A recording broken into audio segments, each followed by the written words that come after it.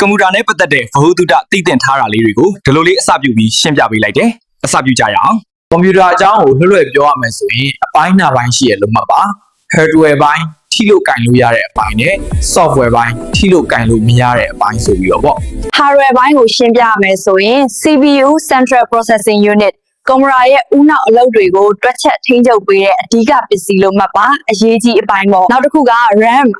Random Access Memory ဆိုတဲ့အပိုင်းလေးအချိန်ပိုင်းမှတ်ဉာဏ်လို့ပြောလို့ရသလိုလက်ရှိအသုံးပြုနေတဲ့အချက်လက်ကိုခဏသိမ်းဆည်းပေးတော့အရာလေးဒါလေးက monitor လို့ခေါ်တဲ့ကလေးတို့သူမပိုင်လည်းမရသေးဘူးလက်ရှိလုပ်နေတဲ့အချက်လက်တွေကို TV ကြည့်ရသလိုထုတ်လွှင့်ပြသပေးတဲ့ screen လေးလို့မှတ်ပါရှင်ဒီတစ်ခုက keyboard ပေါ့လက်ကလေးတင်ပြီးစာရိုက်လို့ရတဲ့ပစ္စည်းလေးဒါက mouse ကြွက်မဟုတ်ဘူးကြွက်ကလေးနဲ့တူလို့လေရွေးချယ်စရာရှိတာရွေးချယ်ပြီးနှိပ်လိုက်လို့ရတဲ့ key ရာလေးနောက်တစ်ခုက hard disk or SSD ဆိုတဲ့အချက်အလက်များကိုတင်စီပေးတော့အရာလေးပေါ့ ။ကဲဒီလိုဗဟုသုတလေးတွေကဆရာသမားတွေကိုမရည်ရွယ်ပါဘူး။ဆရာသမားတွေတော့ကြော်သွားပြီပါ။မသိသေးတဲ့ကလေးတွေအတွက်ရည်ရွယ်ပြီးတင်ပြခြင်းဖြစ်ပါတယ်။ကျေးဇူးတင်ပါတယ်ခင်ဗျာ။